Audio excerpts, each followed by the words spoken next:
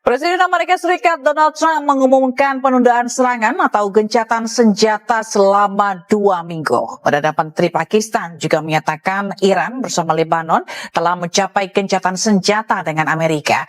Namun gencatan senjata ini bukan tanpa syarat. 10 poin proposal gencatan senjata dari Iran pun diberikan ke Amerika Serikat. Lantas, akankah kedua belah pihak mentaati gencatan senjata ini?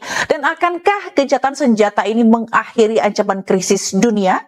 Bersama saya Fazilah Khairunisa, inilah The Prime Show selengkapnya. Warga Iran turun ke jalan dan bersorak merayakan gencatan senjata selama 2 pekan yang diumumkan Presiden Amerika Donald Trump. Tidak hanya warga Iran, warga Irak di Baghdad juga ikut merayakan gencatan senjata. Meski gencatan senjata selama 2 pekan, pemerintah Indonesia tetap memfasilitasi kepulangan ratusan WNI yang masih tertahan di wilayah Iran. Sekitar 281 WNI akan segera dievakuasi secara bertahap. Iran dan Amerika Serikat sepakat gencatan senjata bersyarat selama 2 minggu. Selat Hormuz kembali dibuka. Seberapa pengaruh dampaknya terhadap kondisi perekonomian dunia, terutama Indonesia? Kita akan membahasnya bersama Guru Besar Hubungan Internasional Ali Mokhtar Ngabalin serta analis ekonomi politik Iksanuddin Nursi. Selamat malam Bapak-bapak.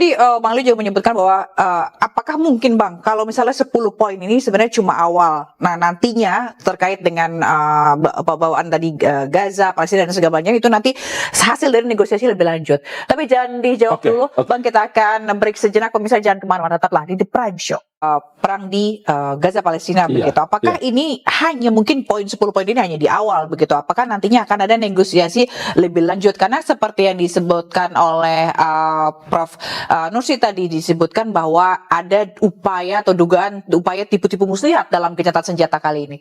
Sejarahnya Israel gencatan senjata tapi dilanggar waktu perang sama Gaza. Nah, apakah dalam hal ini Iran akan diam saja atau pura-pura bodoh atau mengiyakan saja gencatan senjata ini, atau memang ada strategi yang telah disiapkan oleh Iran untuk menghadapi upaya tipu-tipu muslihat ini? Gencatan senjata ini karena perekonomian juga lagi menurun gitu ya.